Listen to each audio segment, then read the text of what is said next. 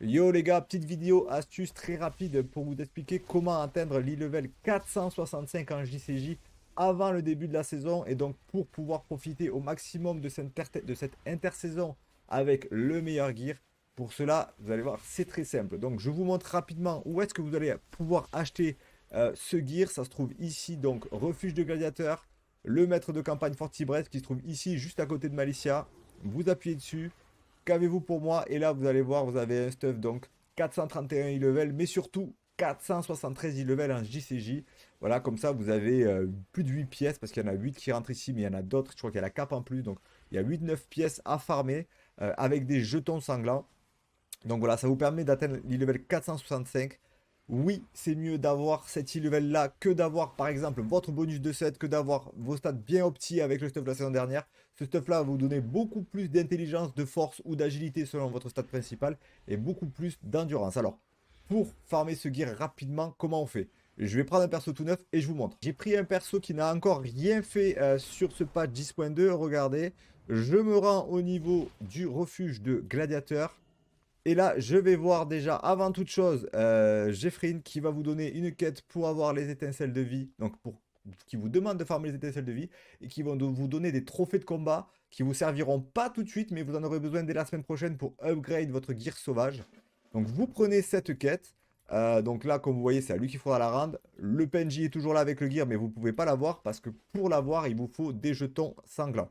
Alors, comment faire pour avoir des jetons sanglants? Il faut que vous démarriez la campagne de patch 10.2, donc sur le rêve d'émeraude. Vous vous rendez au niveau du pied de Val d'Acrène, là devant le grand monument, et vous avez Chandris Pleine Lune qui va vous donner une quête vous demandant de vous rendre dans les plaines d'Onara. Alors, moi, je les ai déjà fait, donc je peux les squeezer. Mais en fait, une fois que vous avez fait cette petite série de quêtes, ça se fait très rapidement, vous aurez accès au rêve d'émeraude. Donc moi, je vais juste appuyer ici, boum, et je vais avoir accès au rêve d'émeraude. Vous, si vous venez de commencer, vous n'avez pas encore fait cette campagne, vous allez devoir faire quelques petites quêtes rapides pour vous rendre là-bas. Et maintenant, pour se rendre au rêve d'émeraude, eh bien, c'est très simple. Une fois que vous aurez débloqué ça, vous allez devoir retourner dans les plaines d'Onara. Donc je vais vous montrer ici. Et vous avez ici le portail. Vous voyez, là, j'ai une petite point d'interrogation. C'est ici que vous allez pouvoir accéder au rêve d'émeraude. Donc, je vais faire le voyage. On se retrouve là-bas et je vous explique comment farmer vos jetons sanglants le plus rapidement possible. Et je vous dirai également combien de jetons sanglants vous allez devoir farmer pile poil pour avoir tout le gear dont vous avez besoin pour être au max e-level. Donc voilà, je me suis rendu devant le portail, donc dans les plaines d'Onara, vous voyez tout à l'ouest ici. Et donc j'ai une quête à rendre, voilà, on fait l'appel du rêve, on accepte, on a droit à une petite monture en plus, on entre dans le rêve d'émeraude, et c'est là maintenant que tout va se passer.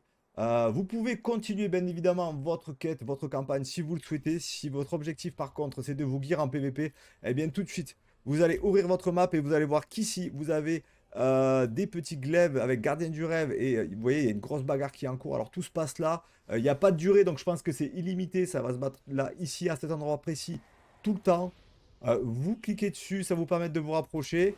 Et je vais vous montrer une fois qu'on arrive là-bas, eh ben, c'est la grosse bagarre. Alors, ce que je vous conseille, moi, avant d'arriver là-bas ou quand vous arrivez, vous vous posez un peu à l'écart. Vous ouvrez votre LFG et vous allez chercher un groupe prédéfini. Donc, dans la partie joueur contre joueur, groupe prédéfini, personnalisé. Trouvez un groupe et vous allez voir, là, il y a plein de groupes avec écrit Spark ou Bloody Token. Peu importe, les deux, c'est la même chose. Vous vous inscrivez sur un groupe. Vous trouvez des compagnons pour vous aider. Alors le mieux si vous pouvez c'est de le faire avec des amis sur Discord, etc. pour vous coordonner parce que voilà, ça va être de la grosse bagarre sauvage, il va y en avoir partout donc c'est mieux d'être à plusieurs. Mais si par contre ben, vous avez personne, vous pouvez faire appel au LFG et vous allez voir donc on arrive sur la zone ici. Donc on y est, voilà, c'est ici au niveau du combe. Ça s'appelle comment, hein? Je vais vous dire précisément, voilà. C'est ici. Ici, le combe des songes florissants. Donc c'est ce rocher très précisément sur lequel il faut l'être. Donc là, sur mon layer, sur mon truc, il n'y a personne. Donc je peux vous montrer tranquillement. Mais quand vous allez tag dans des groupes LFG, vous allez vous retrouver sur des layers où il y a énormément de monde. C'est la grosse bagarre. Je vais vous montrer. On va trouver un groupe ensemble juste après pour que je puisse vous montrer vraiment la bagarre que c'est. Et en fait, ici, va y avoir énormément de joueurs qui vont se taper.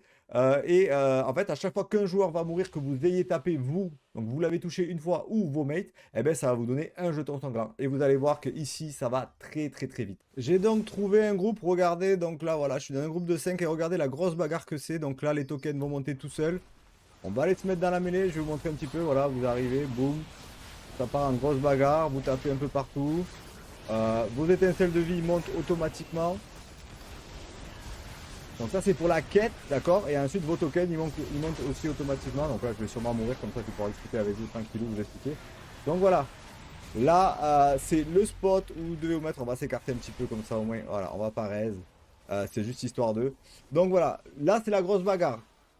Il va vous falloir précisément pour être full gear 2310 jetons sanglants. Alors il y a deux choses à différencier. Les jetons sanglants qui sont ici, ça c'est ce qui va vous permettre d'acheter le gear. Et la quête ici qui va vous donner des étincelles de vie, ça c'est ce qui vous permettra d'améliorer ce gear, mais pas cette semaine, à partir de la semaine prochaine. Donc si vous voulez avoir le meilleur gear actuellement pour pouvoir profiter du PVP pendant cette semaine de hors saison, vous farmez vos jetons sanglants, vos 2310 jetons sanglants, en fonction que vous soyez avec une arme à deux mains ou une main, c'est un peu moins. Mais voilà, le max c'est 2310 jetons sanglants. Vous farmez tout votre gear et là vous aurez le meilleur gear de la semaine et vous pourrez profiter tranquillement de vos arènes et être à puissance maximale. Si par contre vous n'envisagez pas trop de jouer en hors saison, mais que vous ne voulez pas prendre de retard sur le gear de la semaine prochaine, faites au minimum votre quête étincelle de vie ici, voilà.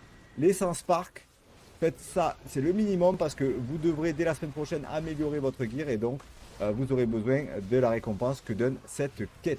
Vous allez avoir de temps en temps sur la map qui va s'afficher une prime. Bon, pour ceux qui ont déjà fait du PvP sauvage, vous connaissez, mais peut-être que vous n'avez jamais fait ou que vous n'avez jamais fait attention.